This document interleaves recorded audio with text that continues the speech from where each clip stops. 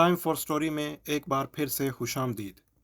شام ہونے کو تھی اور مین روڈ پر آج رش بھی قدرے کم تھا، جس کا فائدہ اٹھا کر وہ گاڑی کو ہوا میں اڑا رہا تھا کہ اچانک ایک لڑکی تیزی سے روڈ کراس کرتی ہوئی اس کی گاڑی کے سامنے آ گئی۔ اس نے گاڑی کی سپیڈ کو کنٹرول کرتے ہوئے بریک لگانے کی کوشش کی۔ اس سے پہلے کہ وہ بریک لگاتا، لڑکی اس کی گاڑی سے ٹکرا کر سڑک پہ جا گری۔ او گاڈ! بے اختیار اس کی زبان سے نکلا تھا۔ وہ بند گاڑی میں اپنی سانسیں روک کر بیٹھا تھا اور اس کے سامنے روڈ پر ایک لڑکی کا زخمی جسم پڑا تھا۔ اس نے ایک پل کے لیے اپنی آنکھیں بند کر لی، شاید 5 سیکنڈ یا 10 سیکنڈ، اور فوری گاڑی سے باہر نکل آیا۔ اس زخمی لڑکی کے پاس پاؤں کے بل بیٹھ گیا۔ ہیلو میڈم، آپ ٹھیک ہو؟ اس نے لڑکی کو ہلاتے ہوئے پوچھا۔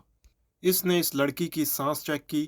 اس کی سانسیں تو چل رہی تھیں اور شاید وہ ابھی مکمل طور پر بے ہوش بھی نہیں ہوئی تھی، مگر وہ اس کو سن نہیں پا رہی تھی۔ اس لڑکی کے سر اور بازو پر شدید چوٹ آئی تھی اور اس کا بہت زیادہ خون بہہ رہا تھا۔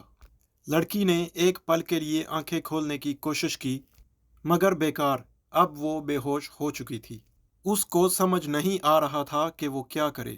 ایک پل کے لیے اس لڑکی کا معصوم چہرہ دیکھ کر اس کو رحم آیا، مگر انسان کو اپنی جان زیادہ پیاری ہوتی ہے، اس لیے وہ سوچ میں پڑ گیا کہ لڑکی کو بچانے کے لیے ہاسپٹل لے جانا چاہیے۔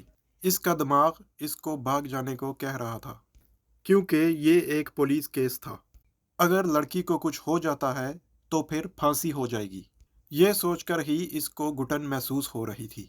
اور دوسری طرف اس کا دل اس لڑکی کی مدد کرنے کو کہہ رہا تھا، مگر وہ تھا تو ایک مرد، اپنے فیصلے دل سے نہیں دماغ سے کرنے والا۔ اس لیے اس نے اپنے دل کی بجائے اپنے دماغ کی سنی۔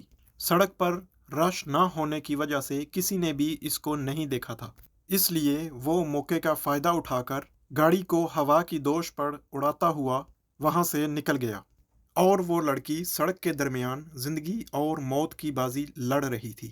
پتہ نہیں یہ بازی اب کون جیتے گا، شاید یہ بازی زندگی جیت جائے یا پھر موت۔ آہستہ آہستہ لوگ اس لڑکی کے ارد گرد جمع ہو رہے تھے۔ اسی ہجوم میں سے کسی نے ریسکیو 1122 کو فون کر دیا۔ کچھ ہی گھنٹوں کے اندر اس کو ہاسپٹل پہنچا دیا گیا اور ہاسپٹل والوں نے اس لڑکی کے گھر والوں کو بھی اطلاع دے دی تھی۔ دوسری طرف وہ لڑکا خوف زدہ ڈرائیو کرتا کرتا گھر پہنچا۔ اسے بار بار اس لڑکی کا خیال آ رہا تھا۔ وہ گھر آ کر کسی سے بات کیے بغیر اپنے کمرے میں چلا گیا۔ وہ نہیں چاہتا تھا کہ اس کے چہرے کے تاثرات سے کوئی اندازہ لگائے، کیونکہ احمد ایک بہت ہی اچھا اور خوش اخلاق لڑکا تھا۔ وہ اپنے ماں باپ کا اکلوتا بیٹا تھا۔ احمد کا تعلق ایک امیر گھرانے سے تھا، اس لیے وہ نہیں چاہتا تھا کہ میرے لیے کوئی پولیس کیس بنے۔ وہ خود کو تسلی دیتا رہتا کہ میں نے کچھ بھی جان بوجھ کر نہیں کیا۔ اسی حادثے کی وجہ سے وہ ہر وقت خوف زدہ رہتا اور اسی سوچ میں رہتا کہ کہیں وہ لڑکی میری وجہ سے مر تو نہیں گئی۔ ایک دن وہ اسی سوچ میں گاڑی چلا رہا تھا کہ ایک دم سے اس کے سامنے ایک ٹرک آ گیا، جس کی وجہ سے اس کا ایکسیڈنٹ ہو گیا اور احمد بری طرح سے زخمی ہو گیا۔ شدید زخموں کی وجہ سے وہ بے ہوش ہو گیا۔ اس کا خون مسلسل بج رہا تھا۔ وہ ساری رات شدید سردی میں اسی طرح بے ہوش تکلیف کے عالم میں سڑک پر پڑا رہا۔ صبح فجر کی نماز کے بعد کچھ لوگوں نے اس کو ہاسپٹل پہنچایا۔ ہاسپٹل والوں نے پولیس اور اس کے گھر والوں کو اطلاع دی۔ اس کے بچنے کے چانسز بہت کم تھے۔ ڈاکٹر مکمل طور پر نا امید ہو چکے تھے۔ ساری رات سڑک پر پڑے رہنے کی وجہ سے اس کا بہت سا خون بہہ چکا تھا اور دماغ کے ایک حصے میں خون جم چکا تھا۔ اس کو ریموو کرنے کے لیے آپریشن کرنا ضروری تھا، جو کسی بھی صورت خطرے سے خالی نہیں تھا۔ ڈاکٹر نے آپریشن کا رسک لینے سے انکار کر دیا تھا۔ ڈاکٹر پلیز خدا کے لیے میرے بیٹے کو بچا لیں، میں بہت امید لے کر آپ کے پاس آیا ہوں۔ اس کا باپ ڈاکٹر کے سامنے ہاتھ جوڑے کھڑا تھا۔ پلیز سنبھالیں خود کو، میں صرف کوشش کر سکتا ہوں۔ زندگی اور موت اللہ تعالیٰ کے ہاتھ میں ہے۔ آپ کے بیٹے کو کوئی معجزہ ہی بچا سکتا ہے۔ اور جس کی اس کیس میں مجھے کوئی امید نظر نہیں آ رہی۔ احمد کی سانسیں تو چل رہی تھیں، کسی کو کیا پتا کہ آپریشن کے بعد کیا ہو جائے۔ وہ ابھی کچھ بول ہی رہے تھے کہ کسی نے ان کی بات کاٹ دی۔ آپ پریشان مت ہوں، آپ کے بیٹے کا آپریشن ضرور ہوگا، اور اگر اللہ نے چاہا تو اس کو ایک نئی زندگی بھی ملے گی۔ دروازے پر کھڑی لڑکی بول رہی تھی۔ مگر ڈاکٹر حیا، ڈاکٹر ناصر نے کچھ کہنا چاہا، مگر ڈاکٹر حیا بات کاٹتی ہوئی اندر داخل ہوئی۔ آپ کے بیٹے کو کوئی نہیں بچا سکتا، اس کو صرف اور صرف اللہ کی ذات اور آپ کی دعائیں بچا سکتی ہیں۔ آپ دعا کیجئے، امید رکھیں، اللہ نے چاہا تو آپ کے بیٹے کو کچھ نہیں ہوگا۔ وہ ان کو تسلی دے چکی تھی۔ احمد کے والد دل میں امید لیے باہر نکل گئے۔ ان کے جانے کے بعد وہ ڈاکٹر ناصر کی طرف متوجہ ہوئی۔ ڈاکٹر حیا، یہ کیا بیوقوفی ہے؟ آپ نے حسن صاحب کو جھوٹی امید کیوں دی؟ ڈاکٹر ناصر نے غصے سے کہا۔ جھوٹی امید نہیں سر، آپ کہتے ہیں نا زندگی اور موت اللہ کے ہاتھ میں ہے، اور ڈاکٹر کو مریض کی آخری سانس تک امید رکھنی چاہیے، اور معجزے اسی دنیا میں ہی ہوتے ہیں۔ پھر آپ کیوں آج ایک باپ کی ساری امیدیں توڑ رہے ہیں بغیر کوئی کوشش کیے؟ کیا آپ ڈاکٹر ناصر ہی ہیں جن کی کوشش سے میرا مفلوج جسم 2 ماہ کے اندر ٹھیک ہو گیا؟ جب میں ہار گئی تھی تو آپ نے کہا تھا کہ جب تک انسان خود ہار نہ مان لے، دنیا کی کوئی طاقت اس کو ہرا نہیں سکتی۔ تو اب کیا ہوا ہے؟ اس کو میں کیا سمجھوں؟ ڈاکٹر کے لیے اس کے مریض اس کے خود کے بچوں سے بھی زیادہ اوپر ہونے چاہیے۔ آپ نے میری جان بچائی اسی لیے کہ میں آپ کے دوست کی بیٹی تھی، اور اس شخص سے جو زندگی اور موت کی لڑائی لڑ رہا ہے، اس سے آپ کا کوئی رشتہ نہیں۔ کیا آپ کے لیے انسانیت کوئی اہمیت نہیں رکھتی؟ ڈاکٹر حیا غصے میں بہت کچھ کہہ گئی تھی۔ ڈاکٹر ناصر بولے، میں انسان ہوں، مجھے بھی دکھ ہوتا ہے۔ وہ میری اولاد نہیں تو کیا ہوا، کسی اور کی تو ہے۔ مجھ میں آج ہمت نہیں کسی اور کو اپنے سامنے دم توڑتے دیکھنے کی، جیسے میں نے اپنے بیٹے کو اپنی آنکھوں کے سامنے دم توڑتے دیکھا تھا۔ آپریشن کی تیاری کیجیے ڈاکٹر بلال، ڈاکٹر ناصر نے ICU کی طرف جاتے ہوئے کہا۔ اور ہاں، ڈاکٹر حیا کو بھی بھیجو۔ مریض کو آپریشن تھیٹر میں لے جایا گیا۔ آپریشن تھیٹر میں گئے ہوئے مریض کو کئی گھنٹے ہو چکے تھے، ابھی تک کوئی بھی ڈاکٹر اندر سے باہر نہیں آیا تھا۔ 6 گھنٹے بعد ڈاکٹر ناصر اور ڈاکٹر حیا آپریشن تھیٹر سے باہر آئے۔ ان کو باہر آتا دیکھ کر حسن صاحب اور ان کی بیوی اپنی سانسیں روک کر کھڑے ہو گئے۔ مبارک ہو، آپریشن کامیاب رہا۔ انشاءاللہ آپ کا بیٹا بہت جلد پہلے جیسا ہو جائے گا۔ یہ کہہ کر ڈاکٹر ناصر آگے بڑھ گئے۔ شکریہ بیٹی۔ احمد کی ماں ڈاکٹر حیا کا شکریہ کرنے لگی، مگر اس نے ان کی بات کاٹ دی۔ میں نے کچھ نہیں کیا، یہ سب اللہ تعالیٰ نے کیا ہے، اور آپ اللہ کا شکر ادا کریں۔ یہ کہہ کر وہ ڈاکٹر ناصر کی کمرے کی طرف بڑھ گئیں۔ ڈاکٹر حیا، ابھی آپ کو کچھ اور بھی کہنا ہے؟ چہرے پر تھکان کے ساتھ مسکراہٹ بھی تھی۔ نہیں، پلیز مجھے معاف کر دیں، میں غصے میں پتہ نہیں آپ کو کیا کیا بول گئی۔ وہ شرمندہ سی بولی۔ آپ نے ایسی کوئی بات نہیں بولی تھی جس کے لیے آپ کو معافی مانگنی پڑے۔ آج آپ کے معجزوں پر یقین نے ایک زندگی بچائی ہے۔ ہمیشہ اسی طرح پر امید رہنا، اور اب آپ بھی گھر جائیں اور آرام کریں۔ وہ نرمی سے بول کر باہر نکل گئے۔ ڈاکٹر حیا کچھ دیر کھڑی رہی، تھک تو وہ بھی گئی تھی، اب وہ بہت دیر تک سونا چاہتی تھی۔ چند ہی گھنٹوں میں احمد کو ہوش آ گیا تھا، اور وہ پہلے سے کافی بہتر تھا۔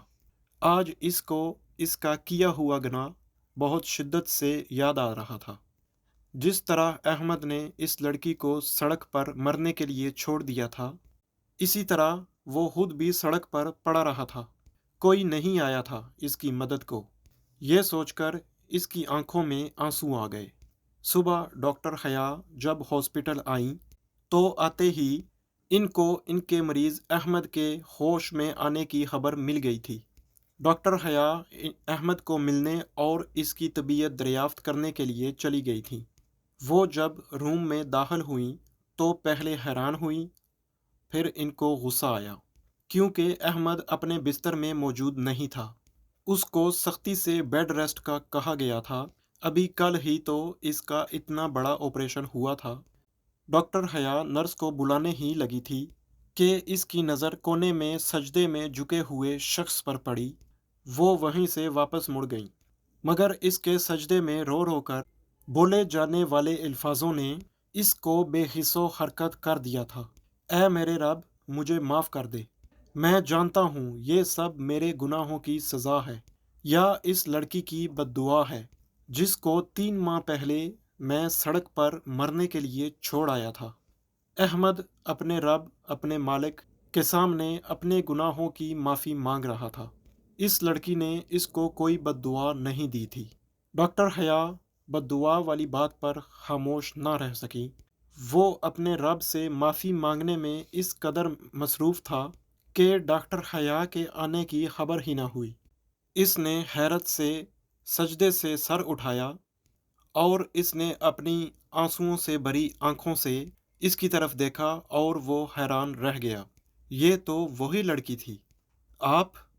اس کے منہ سے صرف اتنا ہی نکل پایا تھا۔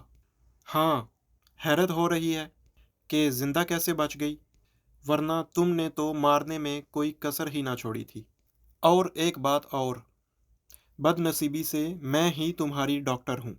ڈاکٹر حیا، تم شکر مناؤ کہ اس دن مجھے ہوش نہیں آیا تھا، ورنہ اس کا دل بہت کچھ کہنے کو کر رہا تھا، مگر اس کی حالت دیکھ کر اس کو رحم آ گیا۔ ورنہ کیا آپ میری جان بھی نہ بچاتی؟ اس کے منہ سے بے اختیار نکلا تھا۔ نہیں مسٹر احمد، ہم ڈاکٹروں سے پہلے دن یہ وعدہ لیا جاتا ہے کہ دشمنی سے پہلے فرض ہے۔ وہ بے تاثر سی بولی، پلیز مجھے معاف کر دو۔ میں اپنی خود غرضی میں ایک بار بھی یہ نہیں سوچ پایا کہ اللہ تعالیٰ کو وقت بدلنے میں وقت نہیں لگتا۔ میں تمہارے آگے ہاتھ جوڑتا ہوں۔ ہاتھ جوڑے آنسوؤں کے ساتھ اس سے معافی مانگ رہا تھا۔ مجھے تم سے کوئی شکایت نہیں ہے کیونکہ میں زندہ سلامت ہوں، اور اس بات پر میں اپنے رب کا شکر ادا کرتی ہوں۔ اور رہی بات معاف کرنے کی، تو میں نے اسی دن تمہیں معاف کر دیا تھا جس دن میں واپس اپنے پاؤں پر چلنے اور ہاتھوں سے کام کرنے لگی تھی۔ اگر معافی مانگنی ہے تو اللہ تعالیٰ سے مانگو، مجھے یقین ہے کہ وہ بھی تمہیں معاف کر دے گا۔ اور ایک بات یاد رکھنا، اللہ نے تمہیں نئی زندگی کے ساتھ نیا موقع بھی دیا ہے۔ اس کو کبھی ہاتھ سے مت جانے دینا، کیونکہ دوسرا موقع کم ہی ملتا ہے۔ لوگوں میں آسانیاں تقسیم کرنا تاکہ اللہ تعالیٰ تم کو بھی آسانیاں عطا فرمائے۔ یہ کہہ کر وہ کمرے سے باہر چلی گئیں۔ احمد بیٹھا سوچ رہا تھا کہ واقعی ہی اللہ نے اس کو ایک موقع دیا تھا۔ وہ واپس سجدے میں چلا گیا اور اپنے رب سے معافی مانگنے لگا۔ وہ اپنی انا، اپنا غرور بھول کر بس اپنے رب سے معافی مانگ رہا تھا۔ آج اس کو اپنے کندھوں پر سے پچھلے 3 ماہ کا بوجھ اترتا ہوا محسوس ہو رہا تھا۔ وہ سوچ رہا تھا کہ اللہ تعالیٰ بھی کتنے رحیم ہیں، انسان کے گناہوں میں ڈوبے ہونے کے باوجود اس کو موقع دیتے ہیں۔ ہم کبھی اس کی ذات کے پاس سکون کے لیے جاتے ہیں اور کبھی صرف رونے کے لیے۔ وہ بھی آج اپنی ساری مردانگی بھول کر اپنے رب کے سامنے رو رہا تھا، معافی مانگ رہا تھا۔ آئندہ اور ایسی کہانیاں سننے کے لیے ہمارے چینل کو سبسکرائب کریں۔